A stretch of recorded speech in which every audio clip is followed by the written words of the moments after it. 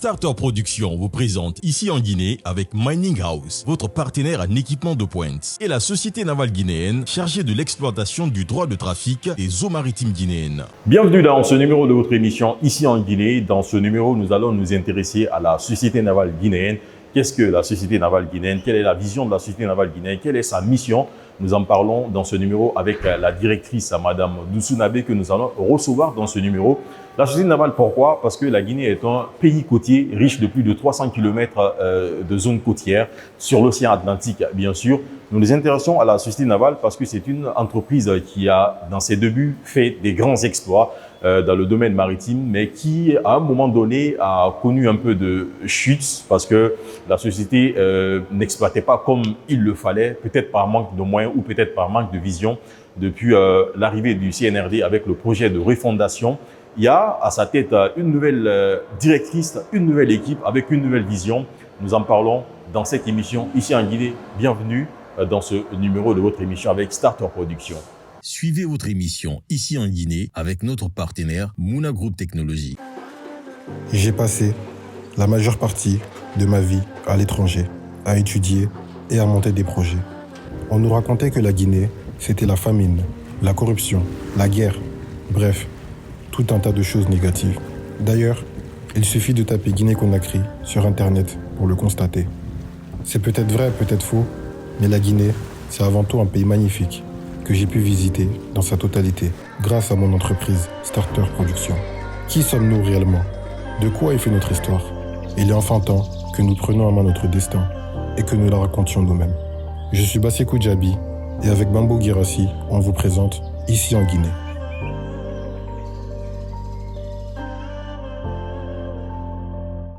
Allez, Madame Doussou Nabé, merci de nous recevoir dans vos locaux pour cette interview. C'est moi qui vous remercie de mettre en avant la société navale dans votre émission. Évidemment, vous êtes la directrice de la société navale de Guinée. Aujourd'hui, nous allons parler de la société navale. Nous allons essayer d'expliquer un peu quelle est la vision de votre direction, parler en gros de la société navale guinéenne. Mais bien avant tout ceci, on sait que depuis 2021, vous êtes là. On a l'impression que la société navale renaît de ses cendres parce qu'il y a des gros projets, on voit des gros projets un peu partout. Vous allez nous expliquer comment ces projets sont mis en œuvre, comment vos équipes travaillent pour réaliser tout cela. Mais bien avant tout ceci, il serait important qu'on s'intéresse à Mme Doussou Nabé parce qu'on voudrait savoir qui est Mme Doussou Nabé, quel est son parcours, bien avant d'être directrice de la société navale guinéenne pour nos téléspectateurs qui nous suivent. Merci beaucoup. Je suis Doussou Nabé, à l'état civil, mère de 2 enfants, mariée. Avant d'être à la navale, j'étais dans l'entrepreneuriat. Jeune, l'envie du succès, l'envie de servir son pays, c'était tout moi. Alors, après mes études à Kuala Lumpur, en Malaisie, je suis rentrée en 2013 pour travailler dans mon pays, pour amener l'expérience que j'ai eue en Asie du Sud-Est pour l'appliquer dans mon pays que j'aime bien. J'ai commencé d'abord dans l'entreprise familiale avec mon père qui était, au moment où je venais, qui avait commencé à vieillir. Et tous mes frères et sœurs, tous en Occident, il fallait la relève. Il fallait une personne pour prendre cette relève. Il fallait faire des sacrifices. C'est ce qui m'a poussé à revenir. Et de l'entreprise familiale, à côté, j'ai créé des petites boîtes dans l'événementiel qui n'a pas trop duré, surtout dans l'organisation le catering, l'organisation de mariage, tout, mais ça n'a pas pris assez de temps. Je l'ai fermé, je me suis lancée dans la logistique. Je suis allée en Sierra Leone et j'ai eu à faire des sous-traitances avec des sociétés minières comme la société russe Vimetco et puis London Mining et Africa Minerals. De là-bas, 2014-15, je suis revenue au pays. Et de là, je me suis concentrée dans les BTP avec la société de mon père.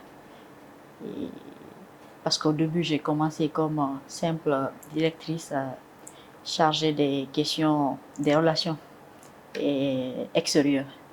De là-bas, j'ai fait les IMO, les travaux à haute intensité de main-d'œuvre. De là-bas, puis on a évolué. J'étais la directrice générale adjointe de la boîte. Et je coordonnais tout ce qui était coordination, tout ce qui était démarche des contrats, tout. J'étais en avant. De là, on a commencé à envoyer des produits avec d'autres sociétés, à chercher des partenaires, à venir investir au pays et à amener des produits.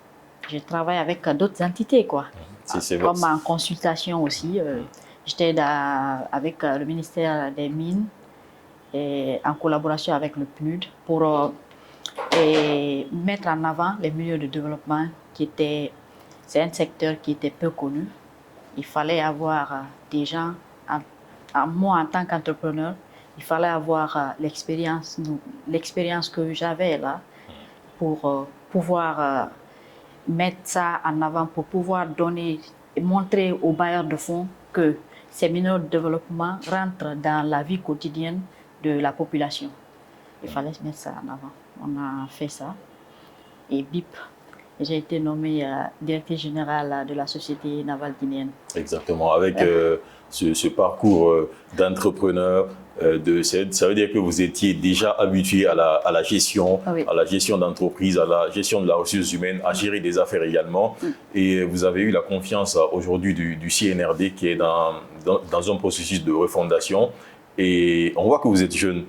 Avec tout ce parcours-là, vous voir à la tête d'une entreprise comme la Société navale, cela peut susciter, ou a d'ailleurs suscité en fait de l'espoir pour beaucoup de jeunes. Parce que quand on voit une jeune comme vous à la tête d'une grande entreprise comme la Société navale, ça quand même crée en fait de l'espoir chez les jeunes. Comment est-ce que vous avez pris cette nouvelle nomination et comment vous avez entamé votre nouveau projet ou votre nouveau poste de directrice générale? Tout d'abord, j'aimerais remercier le président colonel Mamadi Doumbouya pour cette confiance. Être jeune, femme, n'est pas évident. Dans un pays où la majorité des activités est dominée par les hommes. Cette confiance qu'il a mis en la jeunesse guinéenne, c'est une première et il est à saluer, il est à remercier. Oui, quand on vous choisit parmi 13 millions de personnes, plus de 13 millions de personnes, et que ces personnes qui vous ont choisi se sont sacrifiées pour vous donner ce bonheur. Et cette jeunesse guinéenne, il faut leur donner l'exemple pour dire que être jeune, être femme, être jeune et être femme n'est pas un handicap pour réussir. Un, c'est privilégier la formation pour être là où on est aujourd'hui. Deux, c'est de se faire confiance, de dire que ce que les autres ont pu faire, on peut le faire aussi. Là où elle est aujourd'hui, demain je peux être à sa place. Pour dire de ne pas se minimiser dans la vie, de dire qu'on a toute la chance, ces 13 millions de personnes ont toute la chance d'être à la Société navale. Alors, on va revenir à la Société navale guinéenne. Oui. C'est une entreprise qui a une vocation, qui a des missions, qui a des visions. Est-ce que vous pouvez nous parler de la Société navale guinéenne pour commencer? La Société navale guinéenne, c'est l'entité étatique qui a été créée dans les années 1967. Et d'ailleurs, c'est l'une des seules sociétés qui existent, africaines qui existent maintenant. De toutes les sociétés navales. De toutes les sociétés navales. L'une des sociétés, on n'a pas plus de 5 sociétés qui existent en Afrique. Les pères fondateurs de cette nation ont eu l'audace de créer l'armement national. Parce que l'armement national, ça représente un pays. Ça veut dire que moi, et société, la Guinée en tant que pays, a une société maritime qui la représente partout. Ça, c'est pas donné à tout le monde. Et 2, la société navale, avant, était une société très forte, qui avait des navires qui battaient pavillon guinéen, qui partaient partout dans la sous-région et au-delà de nos frontières. Et on avait des bureaux de représentation, même en Belgique. Et d'un seul coup, tout a basculé en Afrique dans les années 90. Tout a basculé. Mais ceux qui étaient là, nos prédécesseurs, n'ont pas lâché. À un moment donné, la société navale a perdu presque tous ses navires, mais ils n'ont pas lâché parce qu'ils se sont dit, si on n'a pas de navire, mais on a le droit de trafic. D'où actuellement, la plupart de nos activités sont basées sur les shipping royalties, le droit de trafic. On a donné nos droits. Ça a été, au fait, il y a eu la libéralisation. Alors nos droits, on les a donnés à d'autres entités, à d'autres consignataires. En retour, on nous payait des redevances. Et de là, nous, en tant que jeunes, on est allé ailleurs. On a eu à visiter d'autres pays. On a eu à faire des croisières. On a eu à aller sur à pratiquer la mer. Et on s'était dit que c'était possible chez nous aussi, vu qu'on a plus de 300 km de côte non exploitée. Si ce n'est pas les miniers qui l'exploitent et dans le cadre du transport de minerais, si ce n'est pas dans le cadre du transport de marchandises pour les ports. On s'est dit, pourquoi ne pas créer aussi, même si c'est le transport de marchandises, mais coller au transport de personnes. Et notre plan stratégique, d'habitude, les plans stratégiques, on les réalise sur 5 ans. Nous, on a pris le risque, on dit on va réaliser sur 3 ans pour un début. Les 2 premières années seront sur l'investissement. Investir, avoir nos moyens navals pour que la 3e année, qu'on commence l'exploitation et voir ce qu'il y en est, parce que commencer l'exploitation, il faut des business plans. Au fait, on n'a pas fait ça comme ça. Il faut au moins des business plans, il faut dire... Il Tout faut un travail au préalable. Au préalable, oui. Et puis, on a vu que ces activités-là pouvaient nous donner quelque chose. Et sur le plan social et économique. Social parce que c'est seulement en prenant les îles, ça désenclave les îles, ça donne envie aux touristes de partir sur les îles, ça donne envie aux gens qui sont à Conakry d'aller s'installer sur les îles. Parce que imaginez, quelqu'un qui vient travailler à Conakry peut avoir une maison à Kassa et il n'a que 15 minutes, il ne vient pas il n'est pas dans l'embouteillage, il n'a pas à se taper 1 heure pour venir en ville, mais il peut être à Kassa, prendre son petit bateau, il a un traversier qu'il prend qui est à l'heure, après 15 minutes il est à Conakry. Il vient travailler, ça monte tête et puis va sur les îles. Ça va attirer plus de population là-bas et ça va développer ces îles et ce sera une source de revenus. Ça, c'est sur le plan social parce que ce n'est pas seulement l'impact positif, ce n'est pas seulement matériel, mais l'impact que toute la population sente que ce qu'on est en train de faire, elle est impactée, c'est ça. Et d'ailleurs, vous aviez l'ambition en fait de réaliser beaucoup de projets. On va revenir sur quelques-uns de ces projets. Vous avez parlé déjà du bateau qui fait la navette entre Kassa et Conakry ici. Et puis, il y a un autre bateau qui va créer une liaison entre la Guinée et le Sénégal et puis la Sierra Leone. On va parler la gare de Sandervalia. On va parler de tout ceci. Mais si vous êtes venu, vous avez quand même automatiquement voulu mettre des projets sur place. Ça veut dire que vous avez trouvé une société navale plus ou moins solide, ou quel était l'état en fait de l'entreprise avant votre arrivée? Quand on vient mettre des projets en place, on trouve qu'il y a une base.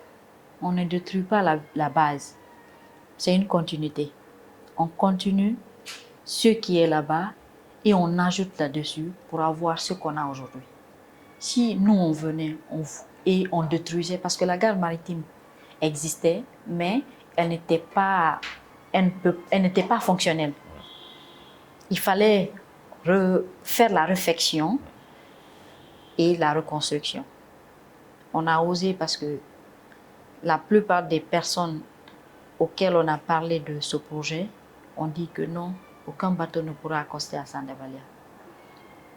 On a pris le risque avant de commencer la réfection, avant de commencer la reconstruction et l'extension. On a pris le risque en plein mois d'août d'accoster un bateau en faisant un ponton artisanal. Alors, on s'est dit que si le bateau, moi j'ai pu rentrer dans le bateau avec quelques cadres et aller jusque sur les îles et revenir, c'est que ce projet est faisable. On nous dit, oh, c'est un risque. Je dis, vaut mieux prendre un risque pour faire un projet que de ne pas prendre de risque. C'était un risque, mais c'était un risque bien mérité. Parce que on ne peut pas faire d'omelette sans casser des œufs. Alors, c'est ce qui nous a poussé à aller sur ce projet. Ça, c'est un projet. Et on a aussi le projet de Kagbele, qui est une base logistique de 5 hectares et demi. Et sur cette base logistique, nous sommes en train de construire un entrepôt de 2 entrepôts de 2500 mètres carrés chacun. Et il y a des VRD, ça veut dire, et il y a un aire de stationnement de plus de 200 véhicules, camions. Et ces entrepôts, j'aimerais dire que chaque entrepôt pourra contenir 600 conteneurs, pourra prendre 600 conteneurs de 20 pieds. Chaque entrepôt, chacun des entrepôts. Ça veut dire que vous passez à une autre étape en fait de la gestion logistique de l'entreprise, parce que c'est pas que la gestion maritime, la logistique fait partie, mais ça veut dire que vous passez à une autre étape. Au fait, c'est une continuité. Pour transporter une marchandise d'un point A à un point B, il faut le stockage. C'est une chaîne, il faut le stockage. Et quand tu veux aller à la mer et que le bateau n'est pas venu d'abord, il faut stocker quelque part. Il faut prendre un camion pour l'amener au port. Pour ça, il faut une base. Il faut un endroit où on peut stocker. Il faut un endroit où on peut, de ce point A à ce point B, il faut l'amener, il faut l'envoyer. Au lieu de passer par d'autres entités pour le faire et qu'on a la possibilité de faire cela, on l'a fait. On fait le transit. Quand on fait le transit pour un client et on sort, question de sécurité, nous ne voulons pas sortir la nuit. Alors, les camions peuvent transiter à Kagbele, au port sec de Kagbele, avant d'aller à l'intérieur du pays. On a passé à tout ça. Et Kagbele, de Kamsar, Conakry, c'est le rond-point. C'est idéal. Alors c'est le point de passage. Ça nous permet d'avoir, au fait, stratégiquement, c'est un bon point. Et puis, économiquement, ça nous permet de gagner. Ok, vous avez cité en fait la gare de Sandervalia, vous avez cité la base logistique de Kagbele. On sait que vous avez en ce moment le projet de Kamsar aussi, où il y a un siège, je ne sais pas c'est à quel niveau en ce moment. Et à votre arrivée également, on a vu qu'il y a eu 2 bateaux qu'on a vus. Ça veut dire que vous avez pu en sous peu réaliser beaucoup de projets quand même. Tout ce que vous aviez comme ambition, et jusqu'à ce niveau, on sait qu'il y a beaucoup peut-être qui reste à faire, mais est-ce qu'on peut situer en fait la réalisation des projets à quel niveau en fait, à quel pourcentage? Actuellement, je dirais que la réalisation de nos projets sont à peut-être 50%. En combien de temps? En 1 année et demie. à 50%, parce que je ne dirais pas que c'est à 100%, parce qu'on s'est donné 2 ans pour réaliser ces projets. Et 2 ans, c'est ambitieux, mais 2 ans, je sais qu'on pourra le faire. Alors, c'est ça. Comment est-ce que vous parvenez à gérer tout ça avec l'équipe en place? On sait que vous avez une équipe très engagée à la Société Navale ici. Comment vous gérez tout ceci avec vos équipes sur place ici?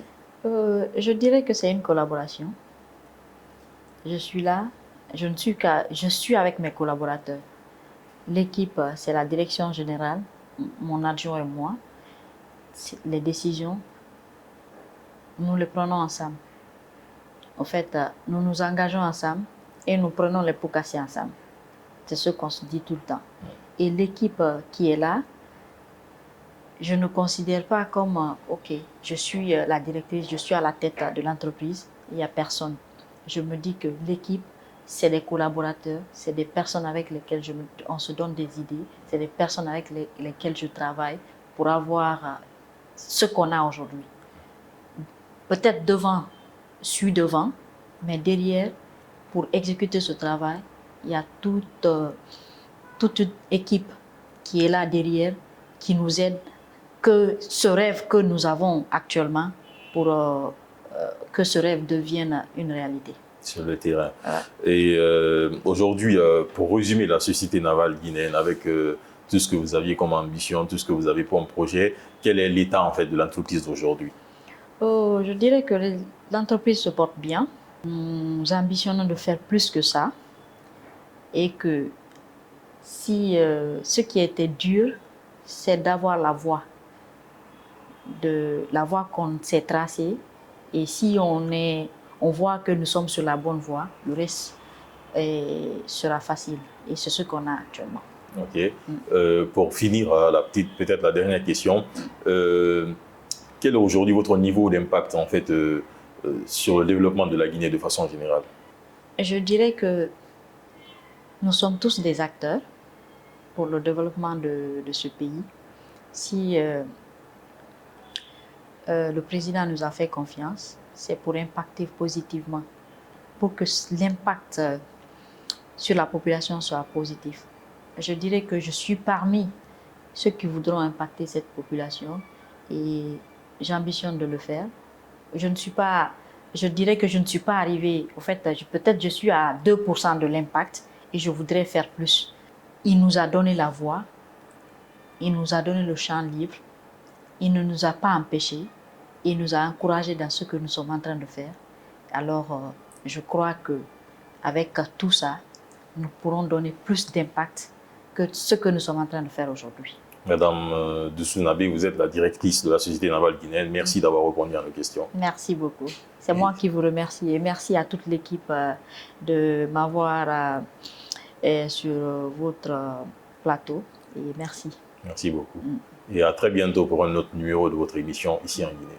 Starter Production vous présente ici en Guinée avec Mining House, votre partenaire en équipement de pointe, et la Société Navale guinéenne chargée de l'exploitation du droit de trafic des eaux maritimes guinéennes. Bienvenue chez Mining House, votre destination incontournable pour une gamme complète d'équipements et de produits. Que vous soyez professionnel du bâtiment, un bricoleur passionné ou simplement à la recherche des meilleurs articles pour votre maison, des équipements de protection individuels au matériel de construction, du matériel de jardinage au sanitaire, des lubrifiants pour tout type de véhicule, Mining House est là pour répondre à tous vos besoins. Nous sommes fiers de vous proposer une vaste sélection d'articles de qualité supérieure, méticuleusement choisis pour satisfaire vos exigences à prix défiant toute concurrence. Nos équipes d'experts sont à votre disposition pour vous conseiller à chaque étape de votre projet, garantissant ainsi que vous preniez les décisions les plus avisées. Mining House, à votre service depuis plus de 15 ans.